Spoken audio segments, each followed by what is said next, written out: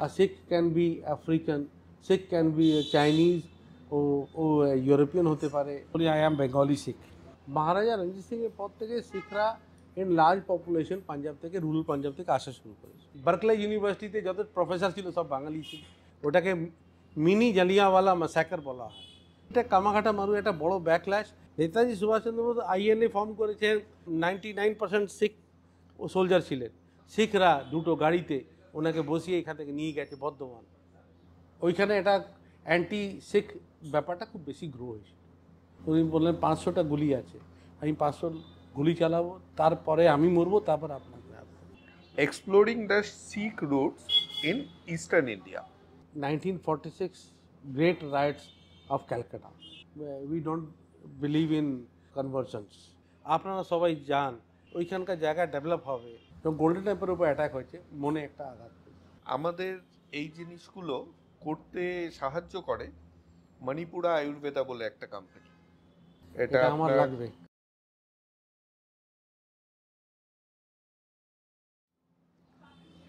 ছোটবেলা থেকেই একটা জিনিস খুব অদ্ভুত লাগতো একটা সম্প্রদায়কে নিয়ে। এমন একটা সম্প্রদায় যাকে নিয়ে হয়তো সবচেয়ে বেশি জগতে জোকস হয়েছে, এবং এমন লোক আমি দেখিনি যারা এই সম্প্রদায়টাকে রেসপেক্ট করে না। সবাই প্রচণ্ডভাবে শ্রদ্ধা করে এই সম্প্রদায়কে এক কথায়। তো সেই সম্প্রদায়ে আমরা খুবই আমাদের সৌভাগ্য যে বাংলায় একটা বিরাট বসতি গড়ে নিয়েছিল, এখনো আছে। কিন্তু এই যে ইতিহাসটা বাংলায় এবং পূর্ব ভারতে, তার উপরে একটা বই লিখেছেন mister Jagmohan Singh Gill, exploring the Sikh roots in eastern India. তার আগে একটু ক্ষমা চেয়ে নিই, আজকে যেখানে আমরা বসেছি সেই জায়গাটা খুব সুন্দর বলে বসেছি। এই কম্প্রোমাইজটা আমরা করেছি যে পিছন থেকে একটু আওয়াজ শোনা যাবে, কিন্তু জায়গাটা খুব সুন্দর। জায়গাটা হচ্ছে বার্লিন বার্গার্স বলে একটা জায়গা, যেখানে খাবার দাবার দারুণ পাওয়া যায়। কফি পাওয়া যায় না, মকটেলস পাওয়া যায়। তো আজকে এই কফি কাপে মকটেল নিয়েই বসেছি। আর ওই যে বললাম, খাবার লোভে এই জায়গায় শ্যুট করছি, যে এরপরে সুন্দর খাবো কিছু। আপনারা এলে আপনারাও খাবেন, জানাবেন কেমন লাগলো। হ্যাঁ, ফিরি এবার আসল কথায়। আমাদের সাথে সেই মিস্টার জগমোহন সিং গিল, যাকে আমি প্রথম যখন ফোন করেছিলাম, ইংরেজিতে বই লিখেছে, তো আমিও ইংরেজিতে কথা বলেছিলাম। আর একটা মনে হলো একটা ভার্চুয়াল তপাস করে থাপ্পড় এলো যখন উনি বললেন আমরা কি বাংলায় কথা বলতে পারি। তো এত ভালো বাংলা হয়তো আমিও বলতে পারি না যত ভালো উনি বলতে পারেন। নমস্কার। নমস্কার সবাইকে, যারা এই চ্যানেল টুরি চ্যানেল দেখছেন, সবাইকে আমার শুভেচ্ছা। স্যার, শুরু করার আগে আমাদের এই জিনিসগুলো করতে সাহায্য করে মণিপুরা আয়ুর্বেদা বলে একটা কোম্পানি। আর যারা জায়গা দেয় তারা তো দেয়, যেমন এইখানে বার্লিন বার্গার্স দিচ্ছে। তো মণিপুরা আয়ুর্বেদা আপনার জন্য কিছু জিনিস পাঠিয়েছে, এবং তার সাথে যেহেতু আপনার বইয়ের প্রমোশন নিয়ে এসেছি, আমিও একজনের সাথে, অশোক মুখোপাধ্যায়ের সাথে একটা বই লিখেছি রিসেন্টলি, এই বই মেলায় প্রকাশিত হয়েছে। কলকাতার, এটা কলকাতার পাবলিক ট্রান্সপোর্ট নিয়ে, খুব ভালো। জিব্রা কাট টু স্ন্যাপি পাবলিক ট্রান্সপোর্ট। হ্যাঁ, তো এটা সময় পেলে পড়ে দেখবেন। দারুণ। আর বাকিটা মণিপুরা আপনার জন্য দিয়েছে, কি কি জিনিস দিয়েছে দেখি। ও, এটা শীতকালে খুব কাজে দেয়, এটা পেন রিলিফ। আচ্ছা, বাহ, এটা আমার লাগবে। হ্যাঁ, জয়েন্ট পেনের জন্য খুব ভালো। আর একটা, এটা sandalwood bath and body oil, এটাও শীতকালের জন্য খুব কাজের। ওরা এসেনশিয়াল অয়েল বেসড প্রোডাক্টস বানায়, মানে একদম পিওর গাছ থেকে যেই অয়েলটা বেরোয় সেটা নিয়েই ওরা প্রোডাক্টসগুলো বানায়। তো এর মধ্যে কোনো সিনথেটিক কেমিক্যালস নেই। ইউজ করে বলবেন কেমন, হ্যাঁ, খুব আমিও ভালো লাগবে। জানিয়ে দেবো। আমার মণিপুরাকে আপনার মাধ্যমে থ্যাঙ্কস বলবেন, আর ব্যবহার করে অবশ্যই জানাবেন। অবশ্যই জানিয়ে দেবো। তো আপনার বই নিয়ে কথা বলি। হ্যাঁ,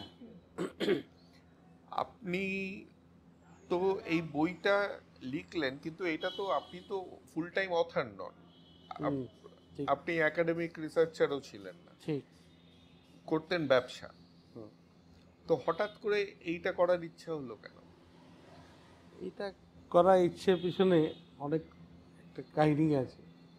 তো ফার্স্ট হলো, যেহেতু আমার কলকাতায় জন্ম, আমার সৌভাগ্য যে আমি বাঙালি পরিবেশে মানুষ হয়েছি।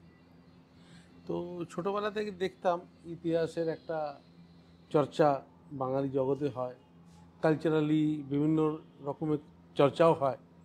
আর এর সবথেকে বড় আমার হিস্ট্রি টিচার বলতে গেলে আমার বাবা ছিল। তো বাবা আমার আপনার 42, নামটা? সর্দার করতার সিং, আচ্ছা, উনি এখন নেই, 94-এ উনি মারা যান। সরি। তো অ্যাজ ইন হিজ ইউথ, মানে অল্প বয়সে উনি এসেছিলেন এখানে নিজের লাইভলিহুডের জন্য। 1942-তে উনি কলকাতায় আসেন, আর কলকাতা থেকে উনি চলে যান খুলনা। তো খুলনায় 1-2 বছর থেকে আবার চলে এসছেন। হি ওয়াজ witness of 1946 great riots of Calcutta. He, he was also among those cabbies, taxi drivers, who saved thousands of lives of local communities. আচ্ছা, এই ধরনের। তারপরে বাবা অনেক গল্প করতো, সোহরাওয়ার্দী রোল সম্বন্ধে কথা বলতো। তারপরে যখন ইন্ডিপেন্ডেন্স হয়, তারপরে বিভিন্ন নন অ্যালাইন মুভমেন্টের গল্প বাবা শোনাতো। তো অনেক কিছু বাবা জানতো, বেশি লেখাপড়া জানেন না, কিন্তু আমাকে গলি গলিতে চিনিয়ে দিলেন, এইখানে এই জিপিওর সামনে এইখানে এই ঘটনা ঘটেছে। তো বিভিন্ন জায়গায় কী ঘটনা ঘটে, বড় বাজারে অলিগলি, নিউ মার্কেটে গলি, সাদার স্ট্রিটে গলি, তো বিভিন্ন জায়গায় আমাকে দেখিয়েছেন। তো আমার আর আমার আগ্রহ থাকতো বাবার সঙ্গে ঘোরার, আর আমি বাবাকে খুব এই ব্যাপারে, আর বাবা রিপিটেডলি এইসব গল্প আমাকে শোনান। আচ্ছা, একটা জিনিস আমার সবসময় মনে হয়, নর্থ ওয়েস্টের সর্দাররা হ্যাঁ, যে ইস্টে এলো, হ্যাঁ, মারওয়াড়ি কমিউনিটি এসছে, সে ব্যবসা করতে করতে এসেছে। রাইট। তো শিখ কমিউনিটি কিভাবে নর্থ ওয়েস্ট থেকে ইস্টে পৌঁছালো? মজার কথা আপনাকে এইটাই বলতে চাইছি যে মারওয়াড়ি কমিউনিটি থেকে আগে শিখ কমিউনিটি এখানে ব্যবসা করতে চলে এসছে। ব্যবসায়ী করতে। হ্যাঁ, প্রথম যে লট যে এসছে, যেগুলো মানে গুরু নানকের কাল থেকে শুরু করে আমরা গুরুর সময়, ইভেন পলাশি যুদ্ধের সময় সবথেকে এই ইস্ট ইন্ডিয়ার বা ওয়ার্ল্ড ওয়াইড একটা বলা যায় রথচাইল্ড যাকে বলা হতো, অমিচাঁদ, উনি শিখ ছিলেন। ওনার শালাবাবু হজুরি মল, পরে উনি হেস্টিংয়ের পার্টনারও হয়েছিলেন ব্যাংকিংয়ে। আর ইস্ট ইন্ডিয়া কোম্পানি যখন পলাশি যুদ্ধের আগে 1/3 অফ প্রডিউস যে লেনদেন হতো, সেটা অমিচাঁদের মাধ্যমে হতো। আচ্ছা, তো এত বড় লোক, তখনও মারওয়াড়ি এখানে ঢোকেনি, এক্সেপ্ট ওয়ান ফ্যামিলি, জগৎ শেঠের ফ্যামিলি, যে মুর্শিদাবাদে ছিল। তো এইরকম মানে শিখরা ওইভাবেও জগৎ স্যার তো জৈন ছিলেন। উনি জৈন ছিলেন, উনি মারওয়াড়ি ছিলেন, উনি রাজস্থান থেকে এসছেন। তো কিন্তু যতটা মানে রোল প্লে করেছেন পলিটিক্যালিও বা বিভিন্ন রকম, সেটা ভালো মন্দ দু রকম আছে। আমি ওটা অন্য একটা মানে সাবজেক্ট হয়ে যাবে। ওনার কী কারণে এখানে yes to play that role, এটা ডিফারেন্ট ব্যাপার আছে। তো এই ধরনের শিখরা এসছে। কিন্তু যেটা আপনি যেটা বলতে চাইছেন আমি বুঝতে পারছি, সেই শিখ যেটা যারা আমরা, আমারও বেস ওইটাই আছে। We are from rural base, আমরা গ্রামের লোক পাঞ্জাবে। আর আমাদের যে ফার্স্ট জেনারেশন যারা এখানে এসছেন তারা after downfall of Sikh rule in Punjab 1849, তার আগে রঞ্জিত সিংয়ের সময়েও আসা যাওয়া ছিল, শিখ সর্দাররা এখানে আসতো, যে বিভিন্ন ব্যাপারে কোনো লেনদেনে বা চুক্তি বা বিভিন্ন রকম কারণ তখন ইস্ট ইন্ডিয়া কোম্পানি ওদেরকে রীতিমতন ভয় পেত। আর রঞ্জিত সিংয়ের সময় ওরা কোনো দিন টিটির মধ্যে রেখেছে, কিন্তু কোনো দিন ডাইরেক্ট কনফ্লিক্টে ব্রিটিশ সবার সঙ্গে গেছে, কিন্তু রঞ্জিত সিংয়ের সঙ্গে ওরা কনফ্লিক্টে যায়নি। মানে আচ্ছা, আপনাকে এইখানে একটু থামাচ্ছি, কারণ অনেকেরই মনে এই প্রশ্নটা আছে। দেখুন, সব রিলিজিয়নেরই তো ভালো মন্দ, ফলোয়ার্স, নন ফলোয়ার্স এগুলো থাকে, কিন্তু মানে সিখিজম সর্দার যারা, তাদের পুরো ইউনানিমাসলি একই চিন্তাধারার সমাজসেবা, যেখানে কোনো ঝামেলা হয়েছে সব সময় দেখেছি আপনারা পৌঁছে যান। এমনিতে গুরুদ্বারা, লঙ্গর আর এইসব জিনিস তো আছেই, যে পুরোপুরি সমাজসেবার উপরে পুরো আপনারা দিন যাপন করেন। এইটা যে এতখানি ভিতরে ঢুকিয়ে দেওয়া হয়, এটা কিভাবে করা হয়? এটা একটা অবাক জিনিস লাগে যে আপনারা মানে সবাই এই জায়গায় কোনো কম্প্রোমাইজ নেই সমাজসেবার দিকে। তো এটা কি কোনো স্পেশাল ট্রেনিং দেওয়া হয় গুরুদ্বারাতে, না কিরকম ভাবে করা হয়? হ্যাঁ, এইটার actually right from beginning Guru Nanak জি সময় থেকেই এই যে লঙ্গর প্রথা চালু হয়েছে।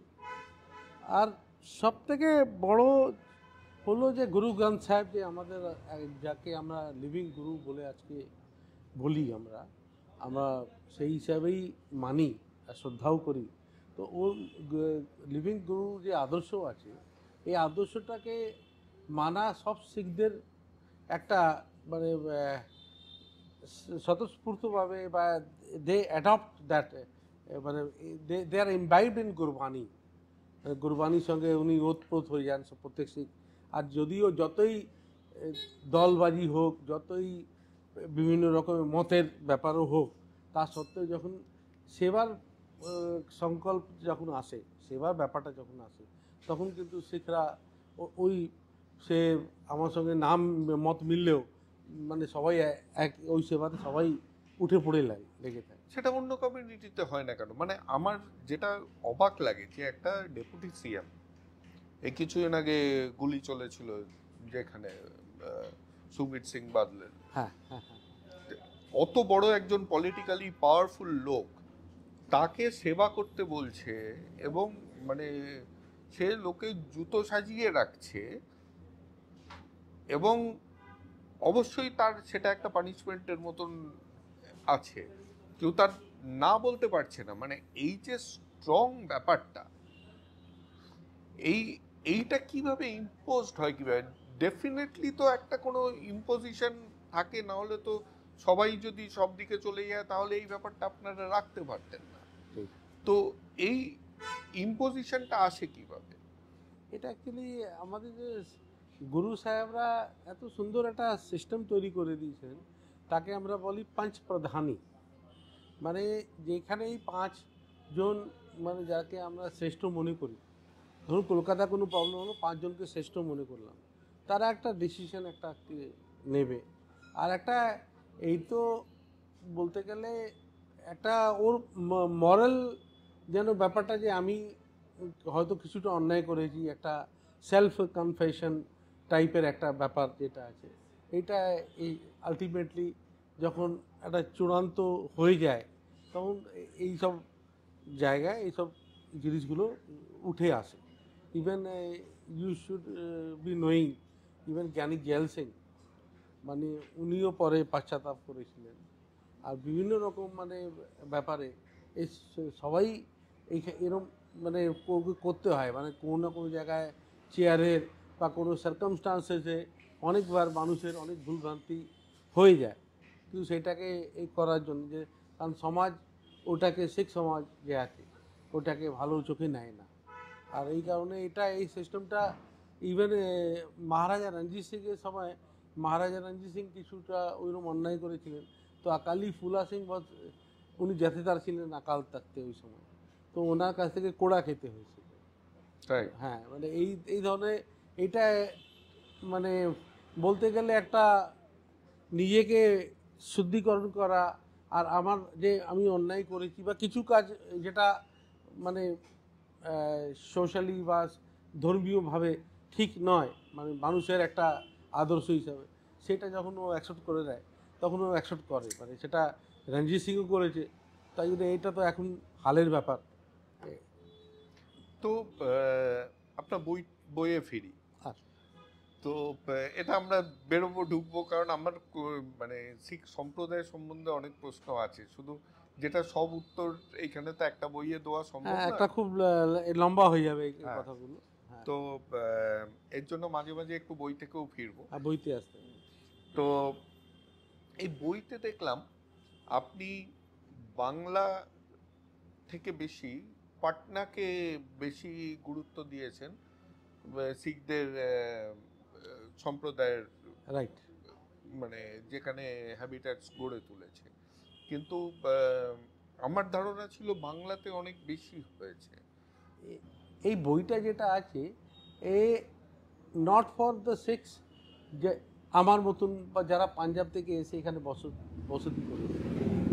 এই শিখরা আছে যারা গুরুর কাল থেকে নিয়ে আজ অবধি তারা ইন্ডিজিনিয়াস, তারা লোকাল, তারা পাঞ্জাব থেকে আসেনি, আর তাদের সম্বন্ধে চর্চা হয়েছে। এই চর্চা করতে করতে আমি মানে শুরু করি আপনার পাটনার প্রশ্নটা। এক সেকেন্ড, মানে আপনি বলছেন পাঞ্জাবি না হয়েও না, এই শিখ পাঞ্জাবি হওয়া শিখ যায়? নয়, ইয়েস। আর এটা খুব ভালো প্রশ্ন। পাঞ্জাবি একটা এরিয়ার লোক, যে যমুনা নদী থেকে নিয়ে আপনার পেশাওয়ার অবধি ওই টোটাল এরিয়াকে পাঞ্জাব বলা হয়। তো পাঞ্জাবির মধ্যে বিভিন্ন রকম ধর্ম আছে। সবথেকে বড় পপুলেশন পাঞ্জাবিদের মধ্যে মুসলমানদের আছে, যারা এখন ওয়েস্ট পাঞ্জাব পাকিস্তানের মধ্যে চলে গেছে। তারা পাকিস্তানের 70% পপুলেশন তারা পাঞ্জাবি। তো এইদিকে পূর্ব পাঞ্জাবে যারা আছে তার মধ্যে শিখ আছে, আবার হিন্দু আছে, তো এই খ্রিশ্চানও আছে, আর এখন মুসলমানও কিছু আছে। তো এইভাবে পাঞ্জাবি একটা এরিয়ার জায়গা, আর শিখ হলো একটা ফিলসফি, যে ওয়ান হু বিহোল্ডস, যে একটা ফিলসফি নিয়ে যাকে মানে তার ধর্মীয় গ্রন্থ গুরু গ্রন্থ সাহেব হবে, আর সে ওই আদর্শে চলে, সে হলো শিখ। আর Sikh can be African, Sikh can be Chinese, ও ইউরোপিয়ান হতে পারে, ও আমেরিকান হতে তো পারে। এটা কোন এজে ঠিক হয়?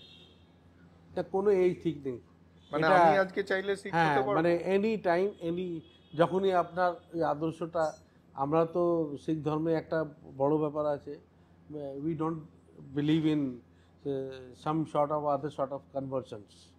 তো এইখানে যার আদর্শ ভালো লাগলো, যার শিখ জীবন ভালো লাগলো, আমি অনেক লোককে চিনি, আমার বাঙালি চেনা জানাও আছে, যারা জুনিয়র বাচ্চারা বলে কাকা আঙ্কেল আমি শিখ হয়ে যাব, ইভেন দাড়ি রাখছে, সব কিছু রাখছে, তারা মানে ওই আদর্শটাকে মানা শুরু করেছে। এইভাবে অনেক। তো coming back to this book again, এই যে গুরু নানকের উদাসী, তো ওইখানেও দেখা গেল যে উনি ইস্ট ইন্ডিয়াকে, মানে বিশেষ করে বাংলার, তখন তো আনডিভাইডেড, বাংলাকে প্রচুর গুরুত্ব দিয়েছেন। তো আমার প্রশ্নটা হচ্ছে যে বাংলা কেন? হ্যাঁ, বাংলা বা ইস্ট ইন্ডিয়া সেটা আমি মিলিয়েই কথা বলছি। কারণ বাংলা ইস্ট ইন্ডিয়া এটা মানে গুরু নানকের কালের সময়েও মানে এটা খুব উন্নত জায়গা ছিল। এইখানে থেকে একটা যে passage to Burma, passage to others nations, যেরকম মানে আপনি তার আগেও দেখছেন যে আমাদের ইন্ডিয়া থেকে বিভিন্ন দেশে ওইদিকে যাচ্ছে, ইন্দোনেশিয়া বা আঙ্কোর ওয়াট যে কম্বোডিয়া বা বিভিন্ন জায়গায়, সেই সেই ধারাটা একটা ছিল। তো এই যে পাঞ্জাব থেকে যারা ট্রেডাররা আসতো, স্পেশালি যারা খাত্রি ট্রেডার্স, তারা ওই সময়ও মানে এই রুটে ধরে মানে এই ঢাকা অবধিও যেত ওরা। তো ওইখানেও তো তখন ওরা বসবাস করত। এর আলাদা একটা অনেক বড় চ্যাপ্টার আছে, এটা আমি নিয়ে এখন বলবো না। তো এই পাটনা যে ব্যাপারটা আছে, তখন কলকাতা হয়নি গুরুর কালে। আর এই এলাকাতে মানে দুটোই শহর ছিল, একটা পাটনা, একটা ঢাকা। পাটনা শেরশাহ সুরির সময় পাটনাকে আবার পাটনার ফোর্টে যেটা শহর যেটা হয়েছে পাটনা, ওল্ড পাটনা, ওটা শেরশাহ সুরির সময় থেকে আবার ওটা ডেভেলপ হয়। আগে পাটলিপুত্রা ছিল, তারপর পুড়ে গেছে, তারপর নতুনভাবে যে পাটনা শহরটা গ্রো হয়। তো ওই গুরুর কানেকশন এই এলাকায় পাটনা হবার কারণই ছিল, পাটনায় যাওয়া আসাটা খুব শিখদের হতো। আর ইভেন আমাদের হুকুমনামায় লেখা আছে পাটনা গুরু কা ঘর হ্যায়। এটা সিক্স গুরুর টাইমে, মানে অ্যারাউন্ড আর্লি 17th সেঞ্চুরির কথা এটা। তো এইভাবে একটা রিলেশনশিপ আছে। ইভেন হুকুমনামায় এইটাও আছে যে বিভিন্ন রকমের যে গুরুদের, যে ইভেন গুরু গোবিন্দ সিংয়ের সময়, গুরু তেগ বাহাদুর সময় এই যে যুদ্ধের প্রয়োজনীয় জিনিস বা যা কিছু একটা ইনফ্রাস্ট্রাকচার কোনোকে, এই এই ইস্ট ইন্ডিয়া শেখরা একটা বড়োভাবে সাপোর্ট করতো বা ওইখানে কন্ট্রিবিউশন করতো। তো আমরা যখন বড় হয়েছি, আমি ট্রানজিশনটা বোঝার চেষ্টা করছি। আপনি বলছেন যে six use to have a bigger share of the business of east India. Yes. আমরা যখন বড় হয়েছি, একটা পাবলিক পারসেপশন ছিল যে অটোমোবাইল কেন্দ্রিক যে ব্যবসা, বিট কার সার্ভিসিং, বিট কার পার্টস, আর ইয়েলো ট্যাক্সি চালানোটা তো অবশ্যই, তো আর কিছুখানি রিয়েল এস্টেট, এই সিক্সের ব্যবসা এইগুলোর মধ্যেই আছে। তো বাকি ব্যবসাগুলো থেকে কি সিক্সরা সরে এলো, নাকি এই ধারণাটা তৈরি হলো বিকজ অফ পাবলিক ইন্টারাকশন? কারণ ট্যাক্সি চালালে বেশি লোকেদের সাথে মানে ইন্টারাকশন হয়, সেই জন্য। এটার মধ্যে ব্যাপার আছে যে শিখরা, মানে আমি যেটা গল্প করছিলাম আপনাকে সঙ্গে, ওটা হলো শিখরা যে আজ থেকে 200, 300, 400 বছর আগে হ্যাঁ, আমি ওই তাদের একটা ট্রানজিশনটা কানেকশন। বলছি। শিখ বলতে গেলে তখন শিখের পরিভাষা যে ছিল, মানে একটা নানকপন্থীদেরও শিখদের সঙ্গেই জোড়া হতো। আর এই যে খাত্রি সমাজ আছে, বিভিন্ন রকম যারা সমাজ আছে, যারা গুরুর সঙ্গে টাচ রেখেছে, বা লোকাল সমাজ আছে, তারা আসা যাওয়া করতো। উদাসী একটা পরম্পরা আছে, যেটা বাবা শ্রীচন্দ গুরু নানকের বড় ছেলে দিয়ে এটা তৈরি হয়েছিল। সে বিভিন্ন নানকপন্থী অনেক বড় একটা গ্রো হয়েছিল পপুলেশন ইস্ট ইন্ডিয়াতেও। তো ওইভাবে একটা যাওয়া। কিন্তু এই যে আপনি ড্রাইভিং, মোটর কার, এইসব বলতে যেটা বোঝাচ্ছেন, এটা আমি বুঝতে পারছি। এটা যেটা আগে বলেছিলাম, মহারাজা রঞ্জিত সিংয়ের পর থেকে শিখরা ইন লার্জ পপুলেশন পাঞ্জাব থেকে, রুরাল পাঞ্জাব থেকে আসা শুরু করেছে। তো ওরা প্রথমে ইস্ট ইন্ডিয়া কোম্পানির যে মিলিটারিতে ওরা পার্ট নিয়েছে। যখন ওরা ইস্ট ইন্ডিয়া কোম্পানি কনভার্ট হলো, এই আপনার ভাইস রয়্যালটি যখন এলো, তখনও ওরা এই যে যত মিলিটারিতে ওদের ম্যাক্সিমাম পার্টিসিপেশন। আর তখন ফোর্ট উইলিয়াম ছিল হেডকোয়ার্টার অফ মিলিটারি। তো এইখানে আসা যাওয়া ওদের রেগুলার হতো। আর ট্রেন শুরু হলো 1854-এ, আপনার এই হুগলি, তারপর আপনার আন্ডাল, তারপরে এইভাবে গ্রো হয়েছে।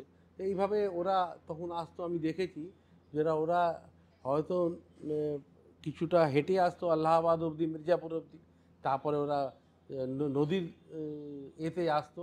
তারপরে যেখানে ট্রেন স্টেশন শুরু হয়েছে, ধরুন রানীগঞ্জে, তো রানীগঞ্জ থেকে ট্রেন নিয়ে আবার কলকাতা চলে আসতো।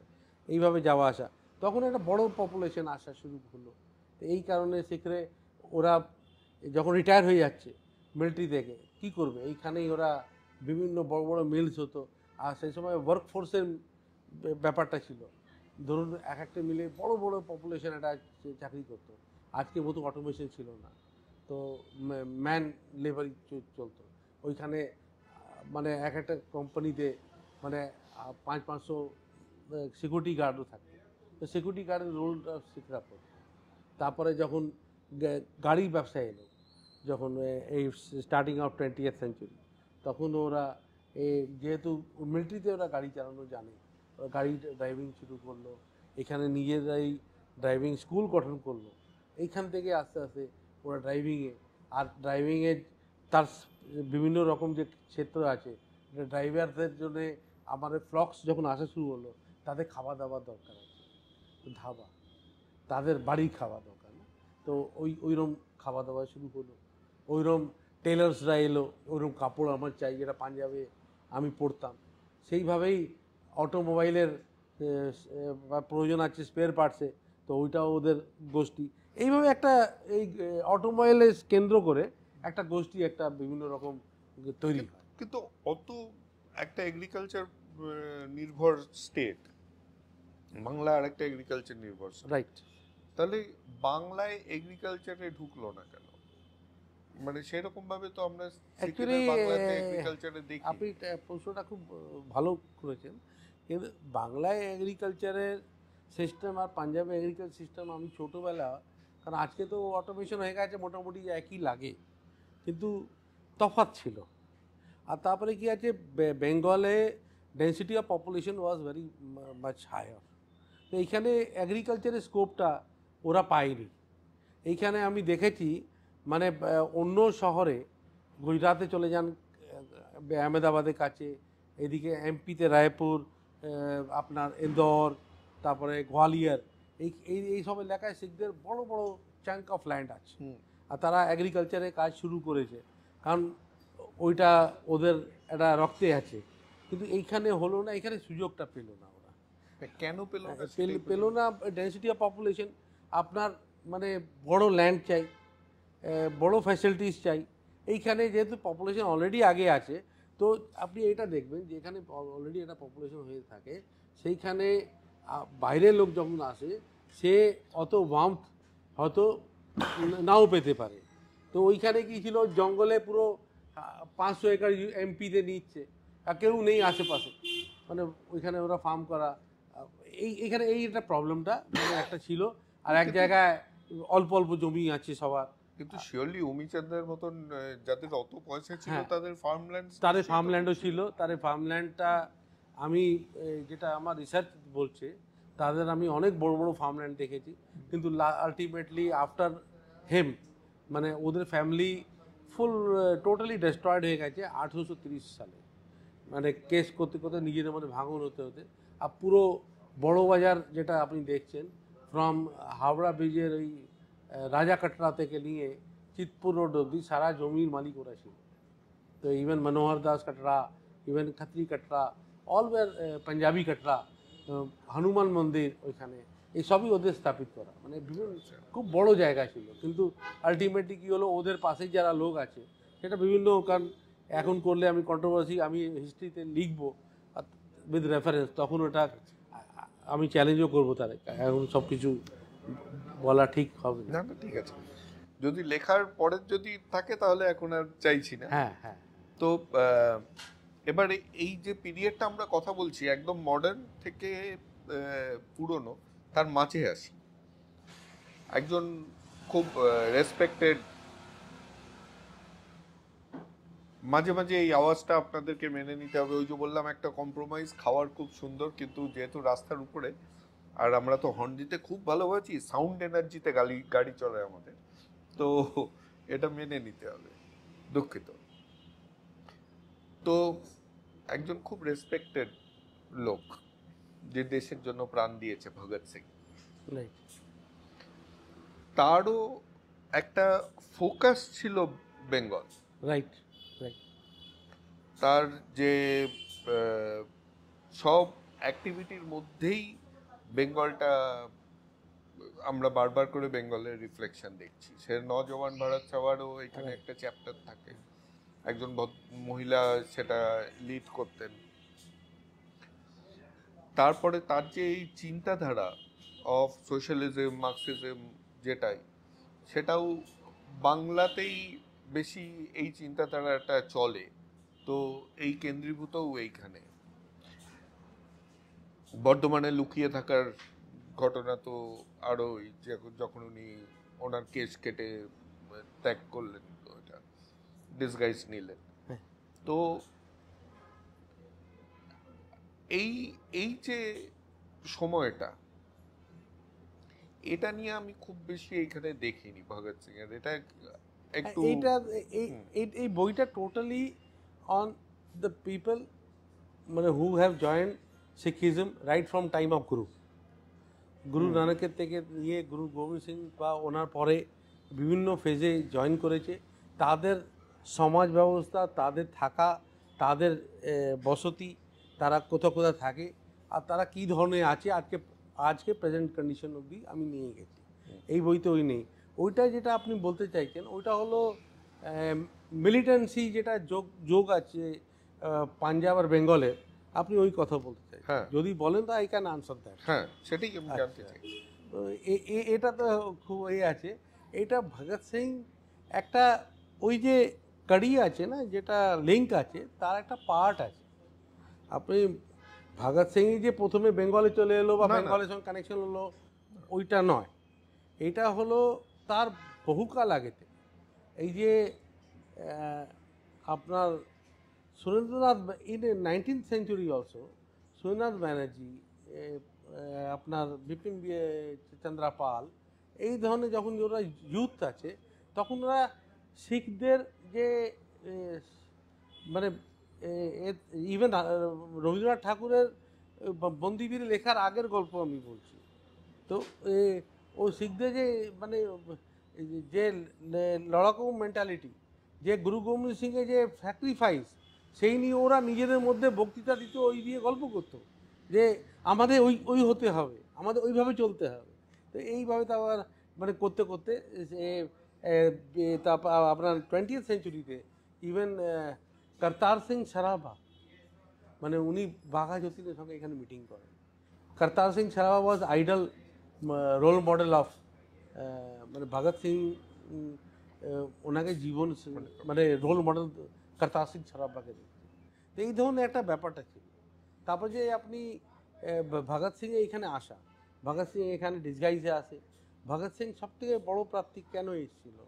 টু মানে এরম বোম তৈরি করা যেটা আমাদের পার্লামেন্টে কাউকে ক্ষতি করবে না, কিন্তু একটা ধামাকা হবে। সাউন্ড হবে যে আমরা আছি, মানে আওয়াজটা আমার এইটা দেওয়ার। তো এই ধরনের ভগৎ সিং দেওয়ার জন্যে যখন একটা স্থির করলেন, তখন তো বাংলা থেকে একজন যুবককে নিয়ে গেলেন, তার নাম হলো যতীন দাস, যার নামে আজকে মেট্রো স্টেশনও আছে, যতীন দাস পার্ক। সে তো ভগৎ সিংয়ের জন্যই তো এখানে গেল, তারপর গ্রেপ্তার হলেন, তারপরে উনি ফার্স্টে ছিলেন, লাস্টে মারা যান। আর এখানে তো এইভাবে খুব কানেক্টিভিটিস একের পর এক খুব লম্বা আছে। আর এই মিলিটেন্সির উপরও মানে খুব বড় চর্চা, মানে এই ইভেন্ট মানে আমরা 2 ঘন্টা বসলেও হবে, আরও বেশি। আর যে কমিউনিজম ব্যাপারটা বলছেন, কমিউনিজম ব্যাপারটা বলতে চাইছি যে আমাদের এই যে বেঙ্গলে যে কমিউনিজম তৈরি হয়েছে এই 1926-এর আশপাশে, যখন এই কাকাবাবুরা সব তৈরি করেছে, তখন কিন্তু আজকে হয়তো কমিউনিস্টরা জানেও না বা ভুলে গেছে। তখন তাদের সঙ্গে সবথেকে অবাঙালি কমিউনিটি একটাই ছিল, যে ওদের সঙ্গে ছিল। আর যে যাদের বাড়িতেই সোভিয়েতের থেকে এই ওই সময় বলশেভিক রেভলিউশনের এই সব মেটেরিয়াল আসতো, আর তাদের নাম কেউ নেয় না, মানে হয়তো জানেই না, আই থিঙ্ক সো। তো এই সব আসতো, আর ওরা হেল্প করেছে এখানকার কমিউনিজম গ্রো করার জন্য।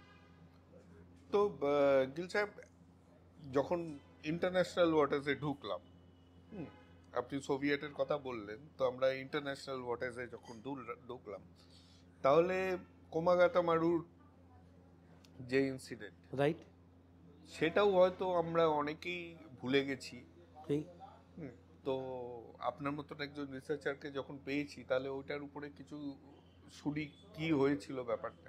কামাঘাটা মারু একটা জাহাজ, যার নাম হয়েছিল গুরু নানক জাহাজ, কারণ বাবা গুরদিত সিং হি ওয়াজ এ ট্রেডার, উনি জাহাজকে নিলেন। আর ক্যানাডা যাবার এখান থেকে প্যাসেঞ্জার, তো এইখান থেকে অ্যালাউ না হয়ে উনি হংকং থেকে প্যাসেঞ্জার জড়ো করে ওই গুরু নানক জাহাজে নিয়ে গেলেন ভ্যানকুভার।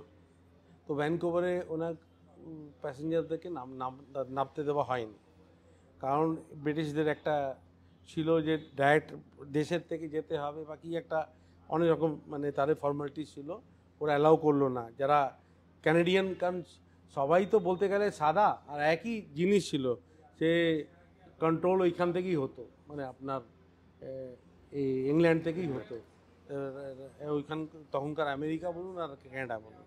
তো ওই ওই ব্যাপারে আর ওইখানে কী ছিল, তখন একটা সে বড় শিখ কমিউনিটি ওইখানে ঢুকে গেছে। আবার গল্প করি বাঙালির সঙ্গে মেইন, ওইখানে বার্কলে ইউনিভার্সিটিতে যত প্রফেসর ছিল সব বাঙালি ছিল, মানে যারা এই শিখদেরকে মানে এই দেশপ্রেম বা আমরা why we are treated as second class citizen. আর ওইখানে তখন অবধি শিখরা, অনেক শিখরা গ্রো করে অনেক বড় বড় ফার্মার্স হয়ে গেছে, অনেক কিছু গ্রো করতে পেরেছে, তাদের মিল তৈরি হয়ে গেছে। তা সত্ত্বেও তাদেরকে কোনো ক্লাবে ঢুকতে দেওয়া হতো না। এইসব করে একটা এই মানে ওইখানে গদর পার্টির ব্যাপার স্যাপার গ্রো হলো, গদর মুভমেন্টের কথা শুরু হলো, অ্যান্টি ইম্পেরিয়ালিস্ট কথাগুলো ওইখানে শুরু হয়েছে। তো এই যে কামাঘাটা মারু যখন ফেরত যায় ওইখানে অনেক বড় একটা ব্যাপার, মানে একটা রিসেন্টমেন্ট তৈরি হয়, যার পরে মানে ভাগ হলো যে গদর মুভমেন্ট, যেটায় করতার সিং সরাভার আমি গল্প করলাম। তো এই কামাঘাটা মারু যখন জাহাজ এখানে ফিরে এসছে, তো বাবা গুরদিত সিং বলেছিল যে আমরা গুরু গ্রন্থ সাহেব এইখান থেকে নিয়েছিলাম আমরা একটা কোনো গুরুদ্বারা, আর যতদূর ধারণা আছে আমার হাওড়ার একটা গুরুদ্বারা আছে, তখন এখন ওই জায়গাটায় গুরুদ্বারা নেই, তো ওই একটা রেন্টেড প্লেসে ছিল, তো ওই গুরুদ্বারায় আমরা দেবো। হয়তো বড় বাজার হতে পারে বড়া শিখ সংঘাত, কিন্তু বড়া শিখ সংঘাত না হওয়ার কারণ আছে, কারণ বড়া শিখ সংঘাতের কারণ যে কোনো ধর্মীয় স্থান সবসময় যারা একটা বড় জায়গা থাকে সেটা প্রো গভর্নমেন্ট বা গভর্নমেন্টের সঙ্গে তালমেল মিলিয়ে চলে, তো আমার ধারণা হাওড়া হওয়াটাই চান্স বেশি আছে। তো ওইভাবে ওরা যখন নামতে দিল না প্যাসেঞ্জারকে, বললো এখান থেকেই তোমাদের ফিরে যেতে হবে পাঞ্জাবে, তো ওরা এজিটেট করলো, তো ওই সময় এরা গুলি করলো, অনেক লোকে মারা গেছে, ওটাকে মিনি জালিয়াওয়ালা ম্যাসাকার বলা হয়। কিন্তু আজ অবধিও আমার দুঃখের বিষয় যে কিছু শিখরা গিয়ে ওইখানে প্রতি বছর 29 সেপ্টেম্বরে নমস্কার করতে যায় বজবজে, মানে সেরম যে আমাদের সারা এটা দেশবাসীর ব্যাপার। আর প্রথম আন্দোলন এটা নিয়ে বাংলার মধ্যে ওই সময়কার সব রবীন্দ্রনাথ ঠাকুর থেকে নিয়ে সবাই যারা ওই সময় লিটারি ফিগারও ছিল, প্লাস যারা এই ইন্ডিপেন্ডেন্সের চিন্তনে যারা এই দেশবন্ধু ছিলেন সবাই ছিলেন, তো এরা সবাই কিন্তু ওই ব্যাপারটাকে প্রোটেস্ট করেছেন, মানে কেউ কলমে, কেউ কাগজে, কেউ বক্তৃতাতে, বিভিন্ন রকমভাবে। তো এইটা কামাঘাটা মারু একটা বড় ব্যাকল্যাশ, কিন্তু আজ অবধি আমার এই আপনার মাধ্যমে সবাইকে বলারও অনুরোধ করি, আপনারা সবাই যাবেন তো ওইখানকার জায়গা ডেভেলপ হবে, ওইখান কিছু নতুন কিছু তৈরি হবে, পুরনো ইতিহাসের ওইখানে মিউজিয়াম তৈরি হতে পারে, সব কিছু হতে পারে। কিন্তু যদি যাওয়া আসাই না করা হয়, আগ্রহটাই না থাকে, তাহলে আমরা তো এই যেভাবে আজকে আছি তো চলছে এই করে। এর সঙ্গে যে আছে এই আপনার কামাঘাটা মারুর গল্প, বাবা গুরদিত সিংয়ের ব্যাপার, তার সবথেকে বড় ব্যাপার আমি বলতে চাইছি যে নেতাজি সুভাষচন্দ্র বোস, নেতাজি সুভাষচন্দ্র বোস আইএনএ ফর্ম করেছেন, অনেক শিখরা 99% শিখ সোলজার ছিলেন, আর শিখরাই ওনাকে নেতাজি নাম দিয়েছে, সব কিছু ঠিক আছে। কিন্তু ব্যাপারটা হলো একটা জিনিস জানার আছে, যেটা আজ অবধি ইতিহাসের মধ্যে মিটে গেছে, ওইটা হলো নেতাজিকে এখানে বার করেছে যারা, তাদের নাম কোনোদিন নেওয়া হয় না, বায়োগ্রাফিতে অন্য অন্য নাম ঢুকে এসছে। তারা যেহেতু শিক্ষিত আর যারা অনেক কিছু জানে, আর তাদের সরকার দরবারেও সেই ছিল, তারা নাম দিয়েছে, ওই নামটাই ইতিহাসে চলে এসছে। কিন্তু অরিজিনালি আসলে আছে শিখরা দুটো গাড়িতে ওনাকে বসিয়ে এখান থেকে নিয়ে গেছে বর্ধমান, যখন পালালেন পালালেন। আর রাত্রিবেলা শেখ যে যারা ছিল তারা ট্রান্সপোর্টের মালিক ছিল, তারা গাড়ি চালিয়েছে উইথ তাদের আর্মস রেখে সঙ্গে, মানে যাতে কেউ আসলে আমরা গুলিও চালিয়ে দেবো সেইভাবে। আর পুরো ছক যেটা আছে আপনার মস্কো অবধি ওই শিখ কমিউনিস্টরাই ওখানে তৈরি করেছে, যেটা আচ্ছা সিং সিনহা হোক বা বিভিন্ন রকম যে লোকেরা হোক, পুরো ছকটা রাশিয়া অবধি যে যাওয়াটা যদি কমিউনিজমের সঙ্গে কানেকশন না হতো তো রাশিয়া যেতে পারতেন না। তো এই সব আফগানিস্তানে কোথায় ফ্রি প্যাসেজ করা, কোথা থেকে কোথায় নিয়ে যাওয়া, এই সব কিছু কিন্তু শিখরা খুব বড় রোল প্লে করেছে, কিন্তু এটা আমরা বাংলার লোক এখন অবধি কিছু জানি না।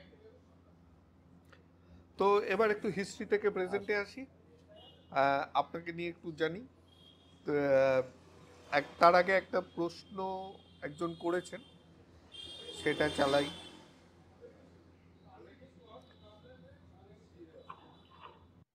Jagmohan Bhai, since you have been working so hard on this research work, which includes visiting different places, talking to different type of right people, choosing the right books, etc., was there ever a phase when you felt disappointed or giving up or discontinuing it? And if yes, then how did you bounce back or beat demotivation? হ্যাঁ, এটা তো আপনার বোনের আমার থেকে। Sister আওয়াজ পাচ্ছি আমি। হ্যাঁ, তো আপনার বোনই জিজ্ঞাসা করেছেন, কিন্তু এর সাথে আমি একটা অ্যাড করি। আমার তৈরি ছিলাম না, কারণ আমাকে কেউ বলেছিল যে আপনি ব্যাচেলার। তো এখন এর আগেই যেটা জানলাম, তো এই যে আপনি একদম নেশার মতন রিসার্চের মধ্যে ঢুকে গেছেন, আপনাকে পাওয়াই যায় না। আমরা কতদিন ধরে কথা বলে বলে আজকে দেখা হলো। তো আপনি যে ম্যারিড, বাড়িতে কিছু বলে না? অ্যাকচুয়ালি কি আছে, আমি বাড়ির যে দায়িত্বটা আছে ওটা খুব চেষ্টা করি যে ওই পালনটা ঠিক হোক। ওইটা কোনো দিন মানে ওই রেসপন্সিবিলিটি থেকে আমি বাইরে যাই না, কারণ প্রায়োরিটি তো আমার ফ্যামিলি অবশ্যই আছে আর আমার লাইভলিহুডও আছে।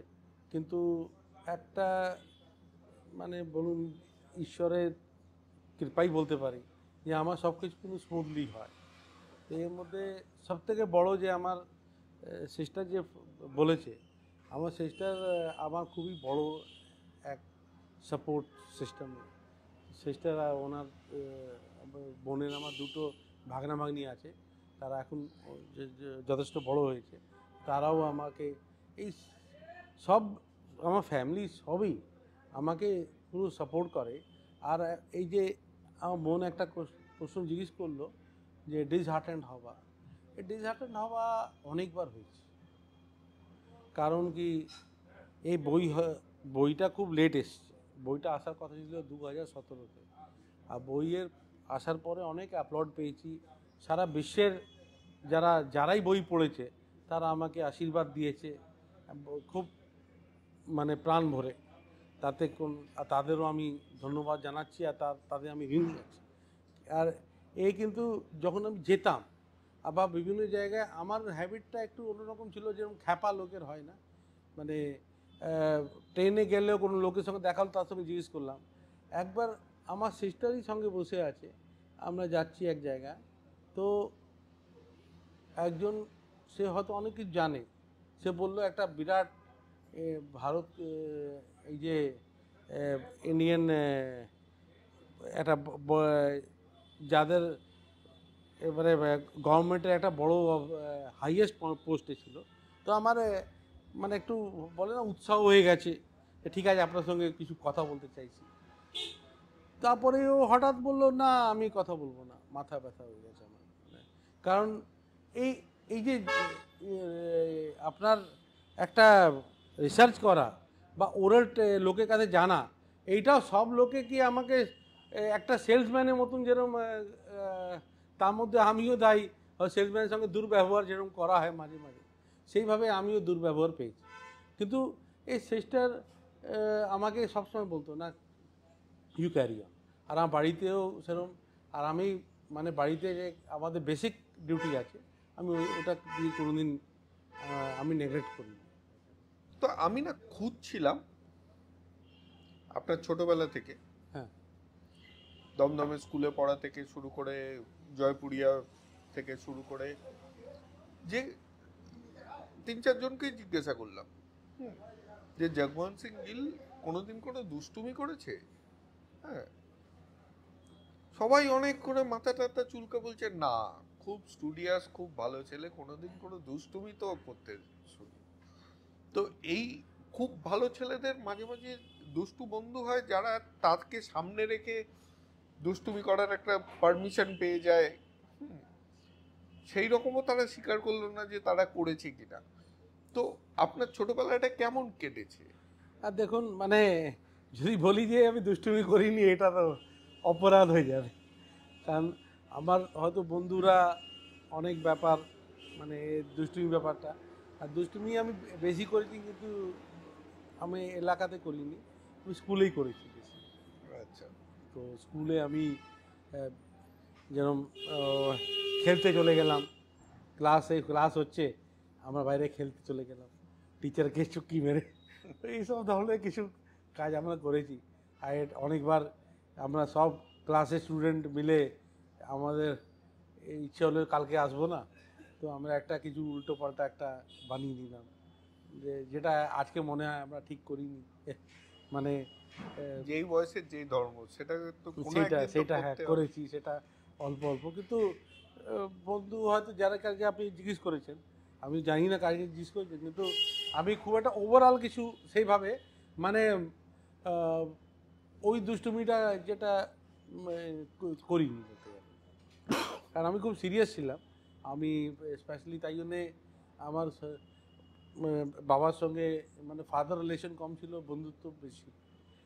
মানে I was I and my sister we are late issues, তা সত্ত্বেও ওদের বাবার সঙ্গে মানে আমাদের মানে একদম প্রাণের বন্ধুত্ব ছিল। হ্যাঁ, আপনার বাবার কথার উপরে তো বাড়িতে কোনো কথা হতো না শুনেছি। না মানে না, বাবাই শেষ কথা। ওই ধরনের লোক ওই সময় তো ওইটাই ট্র্যাডিশন ছিল, আর বাবারা ওইভাবেই গ্রো হয়েছে, আর মায়েরাও ওইভাবেই এসছে। তো এখন সামওয়ান ফ্রম শিখ অরিজিন, তাকে জিজ্ঞাসা না করলে একটা জিনিস শেষ হয় না। 1984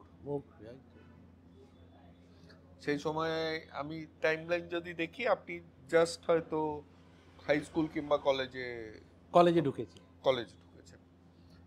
তো সেই সময়টা একদিক দিয়ে আমি যতখানি আমার এক্সপিরিয়েন্স বলে, উই হ্যাভ বিন ফরচুনেট যে আমরা বাংলায় ছিলাম। একদম। কিন্তু আপনারও কি সেইটাই মনে হয়? আপনার কথা একদম ঠিক। এই বাংলা বলে আর এখানকার যে চেতন যারা কনশাস বাঙালিরা ছিল, তারা প্রথম দিন থেকেই এখানে হুডলুমসরা, ওই সময় গুন্ডারা ছিল, হুডলুমরা মাঠে নেমেছিল, কিন্তু সাধারণ বাঙালিরা নিজেদের মধ্যে গল্প করতো। যখন হাঁটছে একটা পাঞ্জাবি শিখদেরকে অ্যাটাক হচ্ছে, তখন ওরা বলছে এইটা তো অন্যায় হচ্ছে। যেটা সেকেন্ড ডে বা থার্ড ডে থেকে যখন জ্যোতিবাবু মানে ওইখান থেকে ফিরলেন দিল্লি থেকে, তো হি টোক কড়া স্টেপ, আর তারপরে কোনো কিছু হয়নি। কিন্তু প্রথম দিন অনেক ঘটনা ঘটেছে। প্রথম দিন আপনি প্রথম কোথায় দিনে ছিলেন? হ্যাঁ আমার হলো যে আমি কলেজে, তো যেহেতু আমি একটু সিরিয়াস, আর আমি পড়াশোনা, আমি ছোটোবেলায় এই ক্লাস 8-9 থেকে daily newspaper, Punjabi newspaper পড়তাম। আমার বাড়িতে ডেলি পাঞ্জাবি নিউজ পেপার আসতো, ও এয়ারপোর্টে আসতো, হকার সব বাড়ি বাড়ি দিত, আমাদের বাড়িতেও দিত, আর আমাদের টান পড়তো। আর আমি ওই পাঞ্জাবি অক্ষর যে শেখা ওইখান থেকে শিখেছি। আর এইটোরিয়ালও ওইখানে আস্তে আস্তে গ্রো হলো, এইটোরিয়াল পড়া। আর মজার ব্যাপার হলো, আমার মানে আজ থেকে 10-15 বছর আগে আমার যে বিভিন্ন আর্টিকেল পাঞ্জাবি ভাষাতে হিট হয়েছে, খুব সম্মান পেয়েছে। ইউনিভার্সিটিতে রিসার্চ পেপারে পাঞ্জাবিতে ছাপাও হয়েছে সেরকম বিভিন্ন ইউনিভার্সিটি। তো এইভাবে আমি 84-এ যখন ঘটনা ঘটলো, সে হা হা হা, কিন্তু আমার সিক্স সেন্স বলছিল যে এটা এই গজটা কিন্তু আমাদের উপর পড়বে, মানে আর আমাকে কেটে পড়া দরকার আছে এখান থেকে। তখন তো ফোন কিছু ছিল না। আর তবে আমি এখান থেকে মানে একজন বন্ধুকে দুজন বন্ধুকে বললাম চলো চলি বাড়ি চলো। আর তারা অত ওই ব্যাপারটা বুঝতে পারলো না, কিন্তু ওরা যেহেতু আমার সঙ্গে থাকতো আমার সঙ্গে হাঁটা শুরু করলো। আর আমি তাদেরকে বেশি খুলেও বলিনি যে এইরকম ঘটনা হতে পারে। তো আমি হাঁটছি, হাঁটতে হাঁটতে আমাকে দেখে লোকে গালাগাল শুরু করে দিয়েছে, মানে এরা দায়ী এরা দায়ী, মানে আপনার 12:30 একটা সময় হবে। এইভাবে করতে করতে করতে দেখছি কোনো জায়গাতে পাঞ্জাবি ড্রাইভার, বাস ড্রাইভার, বাসের মালিক বা সে শিখ ড্রাইভার, শিখ ট্যাক্সি ড্রাইভার, বা বাস ড্রাইভার বা খালাসি, এই সবই মানে আস্তে আস্তে আমরা এক হয়ে যাচ্ছি। বাকি সব যারা বন্ধুবান্ধবী ছিল তাদেরকে বললো তোমরা যাও আমি যাই, মানে আমাকে বুঝতে পারছি যে কিছু হচ্ছে। তা ভাবলাম যে বাড়ি অবধি পৌঁছবো, কিন্তু তার মধ্যেই তেঁতুলতলা একটা জায়গা আছে, এই আপনার লেক টাউন আর পাতিপুকুরের পরে, হ্যাঁ, ওইখানে ঘিরে নিল কিছু অনেক সংখ্যা লোক। তারা হোডলুমস মতনই ছিল, তারা আমার হাতে বই ছিল আর আমি পালাইনি। অনেক শিখরা ছিল, তারা দৌড়ে যাচ্ছে, কিন্তু আমি ভাবলাম যা হবে তো এখানেই হবে, দেখা যাবে যা হবে। তো আমার হাতে বই দেখে কিছু লোকের আবার একটা সিম্প্যাথি হয়ে গেল যে এই না এই স্টুডেন্ট আছে, একে হাত দিও না। তো আমি তো সেভাবে হয়নি। তারপর ভালো লোকও থাকে, তারা আমাকে বললো আগে তুমি গেলে না তোমার ক্ষতি হবে, তুমি যেও না। তাহলে আমি কি করবো এখন, কি কোথায় যাবো, বাড়িতে যেতেই হবে। তো ওরা বললো না এইখানে শিখদের বাড়ি আছে, তোমাকে আমি নিয়ে যাচ্ছি। তো একটা পাতলা পাতলা গলি দিয়ে আমাকে নিয়ে গেল। তো আমি ভাবছি যে কি কেন নিয়ে যাচ্ছি, আর আমি তো ওই সময় অত অলিগলি চিনতাম না ওই জায়গাটা যে গলিতে নিয়ে। তো আলটিমেটলি এক শিখ ফ্যামিলি একটা বিল্ডিংয়ে 4-5টা ফ্যামিলি থাকে, ওইখানে নিয়ে গেল। তাদেরকে বললো, তাদেরকে আমি পরিচয় দিলাম। আমার বাবা ছিলেন দমদম গুরুদ্বারা প্রেসিডেন্ট, তো বাবাকে খুব ভালোই চেনে। তো নো প্রবলেম, তুমি তোমার বাড়িতে আছো, এখানে থাকো। তারা খাওয়া দাওয়া খাওয়ালো। আর আমি রিকোয়েস্ট করলাম, আমি বাবা মার একমাত্র ছেলে, মানে আমার এক বোন আছে ছেলে, মানে ওরা পাগল হয়ে আছে, কারণ মানে আমি জানি মানে বাবাও বিপি রুগী আছে আর মাও পাগল হয়ে থাকবে। আর সেই ঘটনাও ঘটেছে। মানে আমি বসে আছি, আমি বললাম রিক্সাওয়ালা বা কাউকে একটা বলুন, বাবা টাকা দিয়ে দেবে, আমার কাছে টাকা নেই, ওরা টাকা দিয়ে দেবে, কিন্তু ওকে মানে বলুন যে এটা আমি চিঠি লিখে দিচ্ছি যে আমি ওকে আছি, মানে কোনো জায়গায় যাবেন না, you stay at your place, মানে যাতে ওরা আমাকে খুঁজতে না বেরিয়ে যায়, আবার একটা ক্ষতি হয়ে যেতে পারে। আমার ওই চিন্তাটা কাজ করছে। এই ও রিক্সাওয়ালা নিয়ে গেল। এই তারপরে যখন বাবা দেখলো অমুক জায়গায় আছে, তো আমার পাড়ার মধ্যে প্রায় 20-25টা ছেলে আমাকে মানে খোঁজার জন্য, মানে যখন কোথায় আছে, আঙ্কেল কোথায় আছে, তো ওরা জানতে পারলো। একজন ছেলেকে বললো তোমার মামা বাড়ি যেখানে আছে তার কাছে। তো তখন বাইকও ছিল না, বাইসাইকেল করে প্রায় 10টা বাইসাইকেলে দুজন করে আমাকে নিতে চলে এলো। তো ওরা তো ভয় পাচ্ছে যারা শিখ ফ্যামিলি ওইখানে আছে, যে কে। আমি দেখে না না আমার আমার বন্ধু আছে, সব কোনো ক্ষতি নেই, আমি যাচ্ছি। তো আমাকে একটা সাইকেলের মধ্যে করলো, আর চারদিকে সাইকেল করে প্রায় 8টা রাত্রিবেলা, 8টা 8:30 নাগাদ আমাকে কর্ডন করে এইভাবে নিয়ে গেছে, যাতে আমি ওই সময় লাইটিং অত থাকতো না, মানে আজকে স্ট্রিট লাইট আছে, অত লাইট ফাইট, তো আমাকে নিয়ে গেছে সেইভাবে হলো। তার মধ্যে হলো মা 1:30টার সময় পাগলের মতন হন্য হন্য করে ঘুরছে, নাগে বাজা পার করলো। একজন ছেলেকে হুট করে সাইকেল করে ধরলো, যে এরম মানে ও বলছে आंटी आप पागल है, यहाँ पर क्यों आप खड़ा है, आप घर जाइए, বকে বললো, মানে যেরকম মানে হ্যাঁ হ্যাঁ, হ্যাঁ বলার দরকার আছে, কনসার্নে, হ্যাঁ হ্যাঁ মানে কনসার্ন দেখিয়ে। तो माँ बोलो देखो हमारा एकमात्र लड़का है, अब वो तो जयपुरिया कॉलेज में पढ़ता है। बोला आंटी यहाँ जयपुरिया कॉलेज कितना दूर है, आप कैसे जाओगे।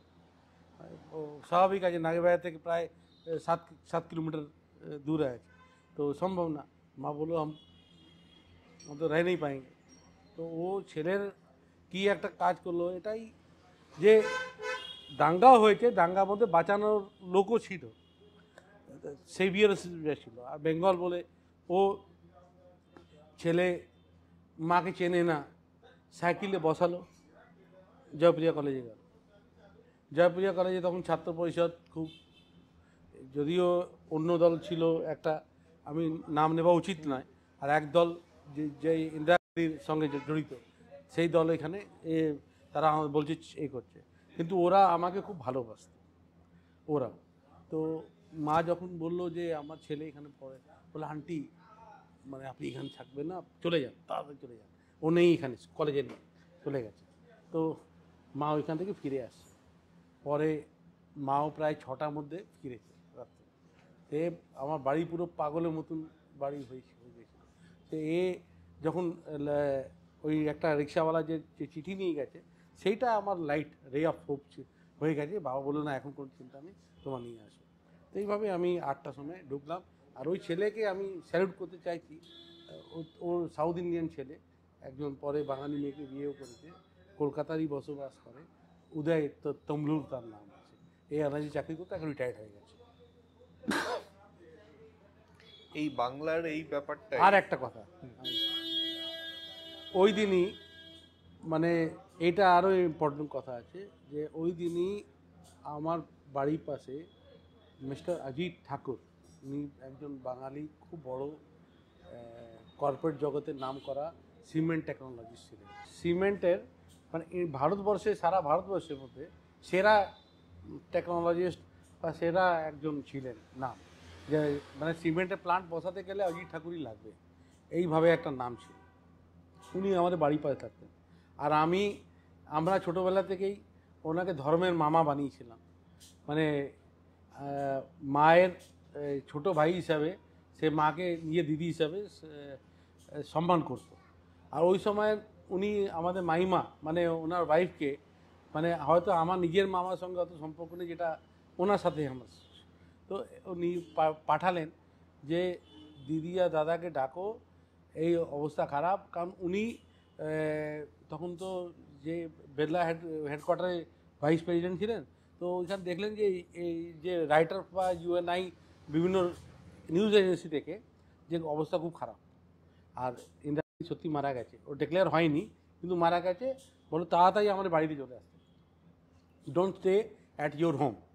তো এইভাবে আমরা মনে করলাম যে কিছু হবে না, কারণ আমার বাবা এইখানে সে ফ্রম 50-51 দমদমে থাকে, আর আমাদের হেন কোনো পরিবার নেই যাদের সঙ্গে ভালো সম্পর্ক নেই। তো আমাদের একটা ব্যাপারটা ছিল যে না কিছু হবে না, আমরা বাড়িতে থাকবো। তো বাবা বললো, আর তখন তো আমরাও মানে হ্যাপাজার্ড, আমি আসিনি সেই নিয়ে চিন্তা, বোন যদিও বাড়িতে ছিল।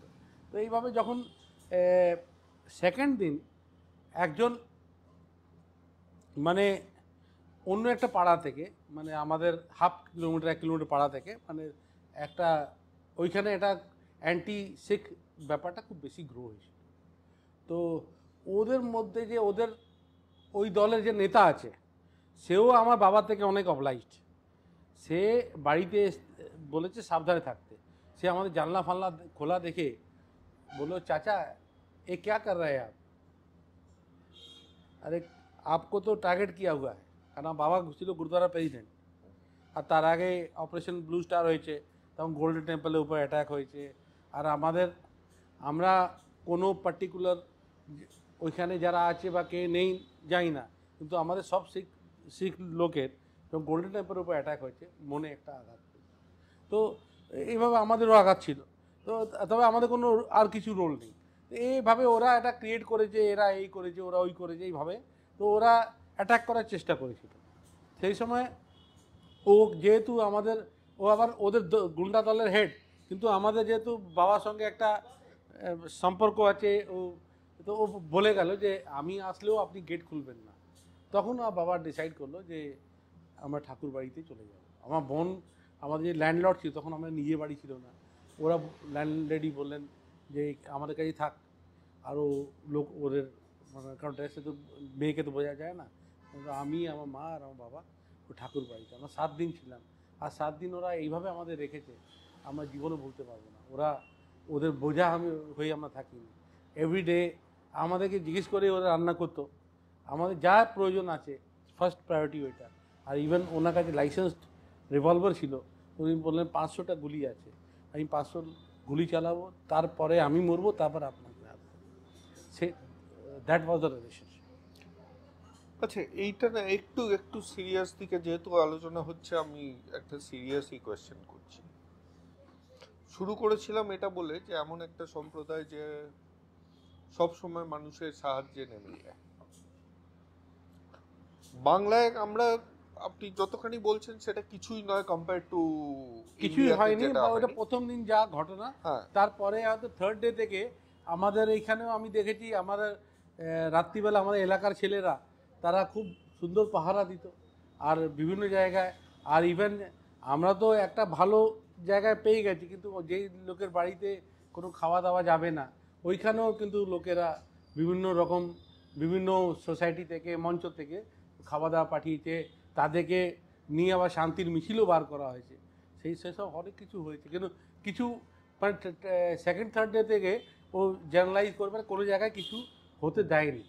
কিন্তু এমন তো নয় যে আপনার শিখ কমিউনিটি শুধু বাঙালিদের সাহায্য করেছে, অল ওভার দ্য ওয়ার্ল্ড যেখানে কোনো অসুবিধা হয় সেখানে যায়, নেমে যায়। একটা incident changes the entire mindset of people.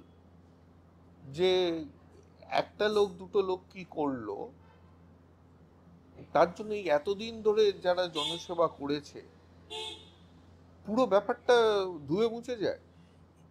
এইটা প্রশ্নটা খুব, কিন্তু এইটা না, সরকার যে তন্ত্র আছে খুব, এরা একটা এরম ন্যারেটিভ তৈরি করে ফেলে। ওই ন্যারেটিভ এটা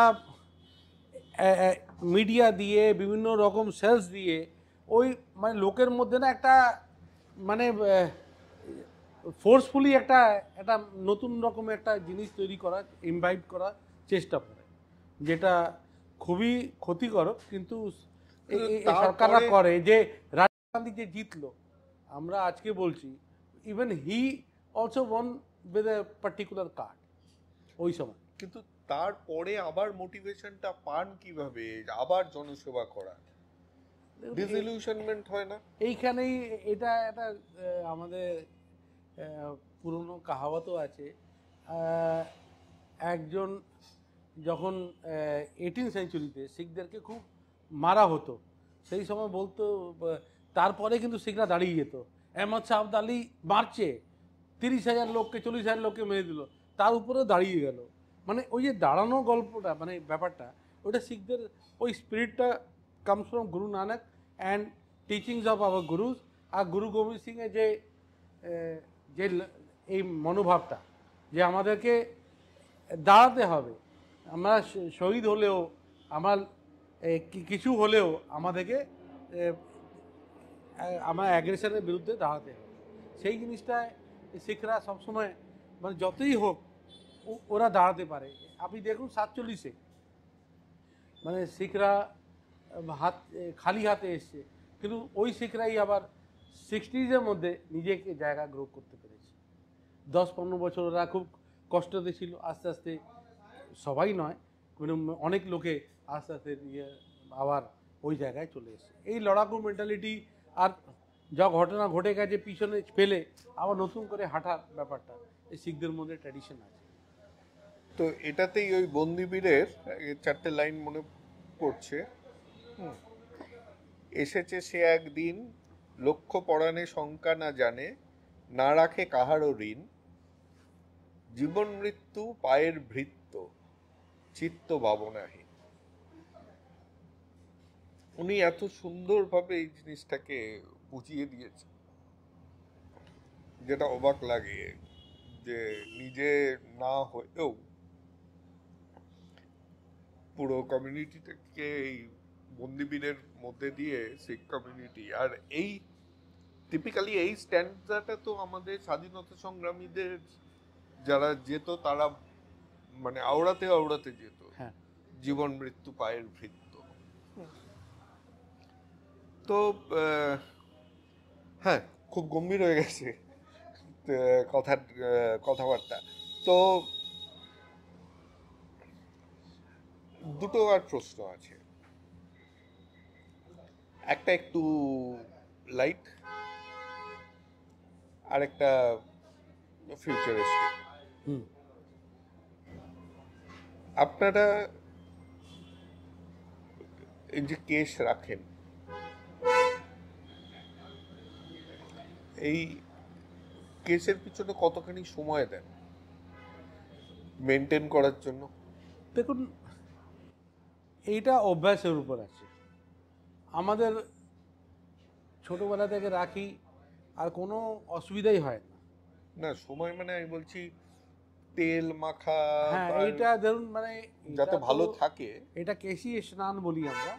এটা রোজ তো হয় না, যেরকম বাড়ির মহিলা রোজ মানে মাথায় শ্যাম্পু দেন না, ও হয়তো every 3rd day 4th day যখন প্রয়োজন আছে।